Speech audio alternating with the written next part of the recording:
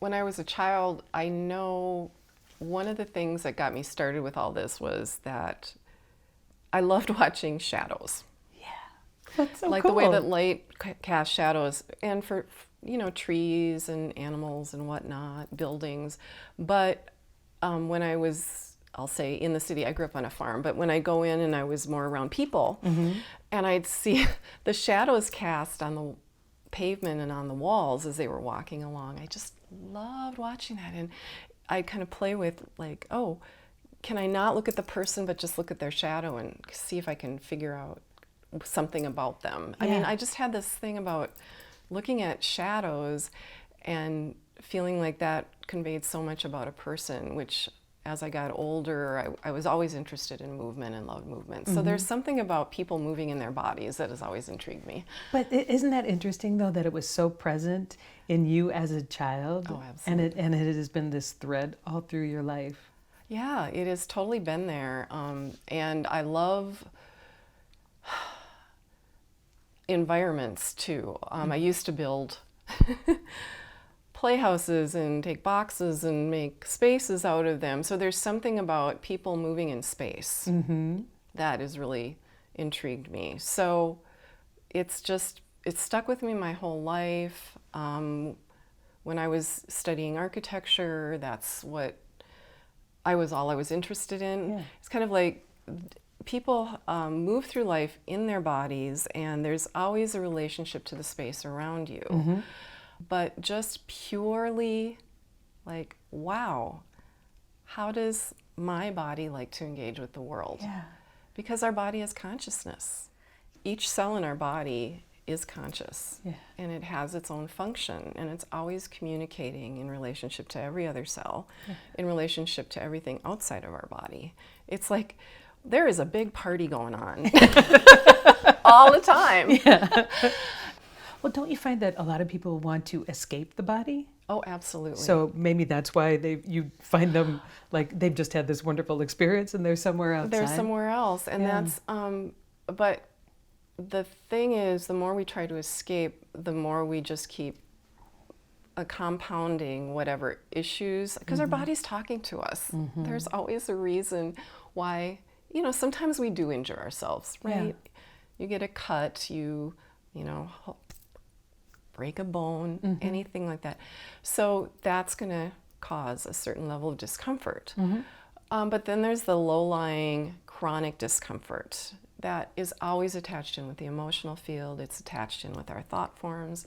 And if we keep leaving our body, we never actually befriend it. We don't go in and just sit with ourselves like we're a really, really good friend. To be with myself in that space. So if, I don't know, that's really important to me, is to keep helping people find support within their own body, because I reach out to a lot of other practitioners. But in between, I've got to be in my own body. So I also have to practice what I preach. And I am inspired to work with people in a playful way, playing with work and play. But also, there's no techniques. Really? I've learned a lot of techniques over the years, but when I took my somatics training, which was the Global Somatics School here in Minneapolis, it no longer exists, but when I took that training, we were trained basically to experience ourselves as a living, in a sense, a vessel to create space and be with another person in their body. So to find that resonance, find that harmony with them, and listen to their body and their story and what's going on in their emotional field, and do that all simultaneously. Wow. And then there's guidance as to where do you slip in, what's the first thing to do. So when people come to me for a session, nobody ever knows what's going to happen, because we don't know what's going to happen. You don't know what's going to happen. I don't know what's going to happen. And they don't either. So it's sometimes you have to start with the body, you have to start with the energy field. Maybe there's talking. Other times it's like, got to get moving right away. There's something that needs to clear. But it all comes together. There's no techniques because their body and their higher self are both kind of constructing or giving me clues about where to go with them. What do the clues look like and feel like or sound like? I get information, I get downloads, I see posturing, I see movement patterns. I can feel when there's tension that needs to be released. So if somebody comes to me for, they really, really want to do some energy work, and there's nothing, they don't really know anything about, let's say, the ancestral kind of clearing work or what, but they're like, hey, I just want to feel good. Can I have an energy, kind of like a cranial session? And they walk in and there's a lot of nervous energy that is in their field and they're fidgety. I know that putting them on the table is probably going to be the first 10 minutes not comfortable for them because they need to dispel excess energy that's in their system. So I'll get them doing some physical activities to move the energy to get them calmed down. Often I put people on a big ball and have them bounce up and down because that gets them into their feet, into their tailbone, moves the energy up and down their spine. It's so amazing. That would be one case. Sometimes people come and they just really want to do the physical stuff. And there's so much stuff in their ancestral field or in their soul processing that's going on. And I'll say, I'm just getting, would you be okay if we spent about a half an hour working through some stuff that's coming in? You know, they always have to, it's a give and take. Sure. We construct it together and we always set an intention. So, yeah. So when that crazy. happens, you say you're going to work in the ancestral field. Is that something that you do to them? You do with them? They work with you? What's the... I will say that their higher self is working with my higher self. I receive clues, I receive guidance, maybe even to ask questions. And but I'm always constantly not only working with their higher self, but I'm listening to their body. Okay. Because there's a two-way thing that happens for me. The way I don't know, my gift with reading the field is for some reason organs, tissues, systems, they talk to me. Wow. And so That's brilliant. the higher self is giving me information, but there's also other information coming through from the body. And are you hearing this? Are you knowing this? Both. Okay. It can be both. Yeah. It feels like it must be a very busy life very busy. for you to have all this information coming from so many sources. Right. There's a lot. And I was able to clarify that and understand it and get a handle on it when I went through my global somatics training. That really, it was a 2-year training, and then I became a teacher in that school. So I've practiced a lot. Yeah. But my teacher would call it a shamanic somatic process, because this is how shamans, in her experience of studying with a couple of different shamans, this is how they get information. They're listening to the soul, they're listening to the cells, they're listening to the tissues, they're watching, they're doing that all. So that's kind of what, luckily, I was doing it already when I was teaching dance and teaching yoga and being an architect at one point. Yeah, I did that for a long time because I really did want to do that. And then it was like, boom, been doing this for 20 years, done with, now it's time to focus with people in their bodies. So, yeah, it's fascinating because it is such a, it's very natural to me. Yeah, obviously. It's really natural to me. Yeah. And we each have our own gifts. And some people have this gift, but they've never been able to really lasso it, so to speak, or understand what it is that's going on with them. So that's another thing, especially when I work with other practitioners who are in health and well-being, and if they do energy work or whatever, And sometimes people who maybe are dancers or movers, but they're having like these other hits that seem to be intuitive, and it can be cultivated. We can get better at it. Really? Oh yeah. Like even if you aren't seated with that particular gift, you feel like I could somehow. Yeah. Yeah. There is. Wow. It's because we all right now, you and I are in a field. Mm-hmm. We've created a harmony. We're resonating with each other, right?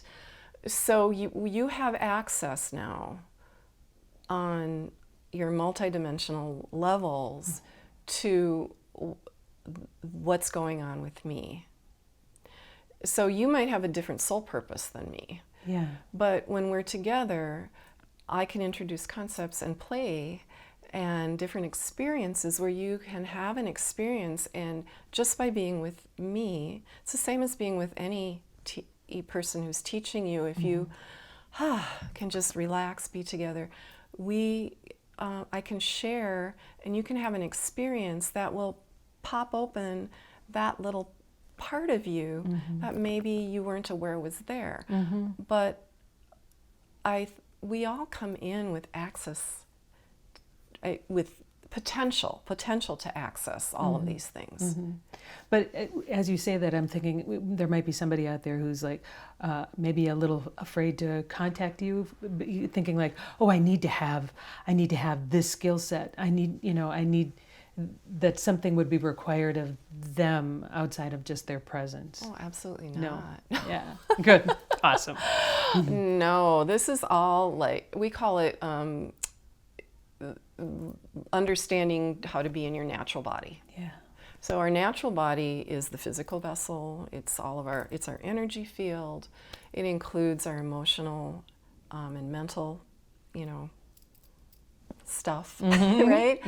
But it's also spirit, soul, whatever, on all the levels, all the dimensions, all the realities. That is naturally who we are. We are each huge. Yeah. We're huge. Our body is always responding to our thoughts. Yeah. Just for good or for not. bad, for good or for not. I discovered that years ago with my left knee because I was a dancer. Yes. And I started having such trouble walking up and down stairs. And long story short, found out my kneecap was sliding. I finally found the physical therapy that could help me. But what was interesting was I didn't find that particular thing until I realized that I was mad at my knee. And why? And when I realized I was mad at my knee, because I had to adjust everything in my dancing. At work, I couldn't run up and down the stairs. I was like, I'd hobble up and down the stairs. Because I'd gone to one or two different doctors, my family doctor, and they were like, tissues look fine, right? So I had this kind of a muscle sequencing issue that had happened. And I was carrying anger around my knee because I was mad at it because I wasn't able to dance fully and I was limping around. And I was like, I got to deal with this anger. Yeah. Started dealing with the anger. All of a sudden got directed to the person who's like, you've got this typical thing that happens to dancers. See, I hadn't seen like a dancer physical therapist before. So, I have my own stories with that. So I realize these are things that go on with people. You brought some ideas, some simple ideas that we have time to run through those if you want to share them with everybody. So I have four keys to mindful movement and 7 daily movement tips for a happy, healthy body. We want happy, healthy bodies. Happy, healthy body. So let's start with the 4 keys to mindful movement. Yep. First key, let me just say, I always say motion is a magic potion to vibrant health. That's one of my things. So I always get people moving at the end of their session. So first of all, dropping into curiosity, cultivate curiosity, explore and play. That's number 1. Number 2 is to do a movement slowly. So if we're doing repatterning, neuromuscular repatterning, it will not work if you're moving quickly because our brain, as soon as we go into our normal speed, our brain starts sending the signals to the muscles the way we normally do it. So you have to slow down and pay attention to your breath, because that's the only way you can repattern. Number 3 is to basically pay attention. So, like, what is my body doing? Is it same on the right and the left? So it's the discernment thing. Is it feel comfortable? Is it uncomfortable? So day to day, our body changes. So when we start paying attention, we notice the relationships, discern the differences, and we can be in our body where we are that day, in that moment, okay? And finally, visualize and imagine. I direct my mind and energy then flows in my body according to my thoughts. So just being really aware of that. So I do exercises with people to imagine or visualize doing movements without moving and then moving, so that they can see how it shifts the ease of the movement and the accessibility they have. I could see how that would keep you in your body and interacting with your environment. Absolutely. Yeah. Okay, the 7 daily movement tips. Number 1, be tall. So, just be tall, whether you're sitting, standing, walking. Yeah. Because that works. Don't worry about where your head is or your tail is. Be tall. Number 2, activate your feet. Move your feet. Like, wiggle your toes, move your ankles. So important for our foundation. Number 3, stretch, wiggle, breathe fully. So this is like 10 seconds to stretch. And then wiggle, wiggle, wiggle. And then take a deep breath or 2. You can just do that over the course of 30 seconds and bring so much energy into your body. Quick pick-me-up. Number 4, move your spine in all 3 planes. Our spine moves forward and back, side to side. Okay. And it can go in circles. We could twist, and our hips can twist. So shoulders can twist, hips. So there's 3 planes of movement. I love that. Okay. I always say, I teach people how to do 3 partial squats very slowly every day, because it gets you grounded, and when you learn to do them correctly, you will have energy the rest of your life, I swear. Wow. You don't have to do Qigong, but if you like doing Qigong, you can do it. That's a big promise you got there. Walk in 4 directions. Don't just walk forward. Every day, or at least once a week, walk backwards for a while. Walk sideways to the right, sideways to the left. And what does that offer? Oh, it offers balance. It repatterns your brain. It gets the 2 hemispheres of the brain talking through the motor centers. So helpful. It expands your awareness of your field. I love that. And you move your body in all 3 levels. So that means basically, in bed, do some different kinds of stretches. So you're on your back, right? If you can get down on the floor and sit or kneel, do some things on the floor. Do things while you're standing. So reclining, on the floor, standing, all 3 levels.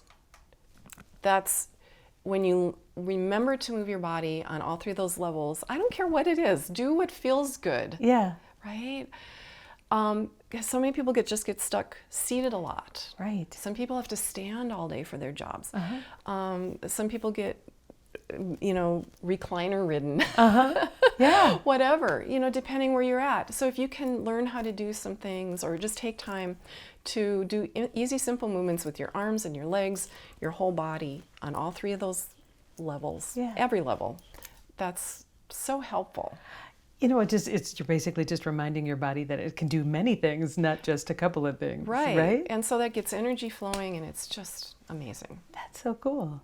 So tell me about the Community for Higher Consciousness and how that is important or not in your life. I'm assuming it's important. It's hugely important. It's an amazing group of people. We all have there's such a broad range of skill sets, and I think it's a great resource that not only for us, and hopefully as people get more aware of that we're here, the blogs, the workshops, the classes, because we all come at it from such different angles. I have a lot of body-based angles. Some people are more emotionally based. There's so many different ways, but it all leads to basically raising your frequency in a conscious way. Because let's face it, it's happening whether we want to or not. The earth is shifting, everything's changing, and if we can raise our consciousness, it's like, and become aware of ourselves as a spirit having an adventure in a body, that can be fun and maybe uncomfortable. Both. It's so helpful. And what I'm also excited about is that we already have people who are involved with us from other areas of the world. So I just see this expanding, other states, other countries, because we all know people from so many different places. And Yeah. I'm just excited for us to share all of our information with people and hopefully uphold everybody's journey as they connect with that part of themselves and have more fun in their body. Bottom line, have more fun in your body. Have more fun in their bodies. That's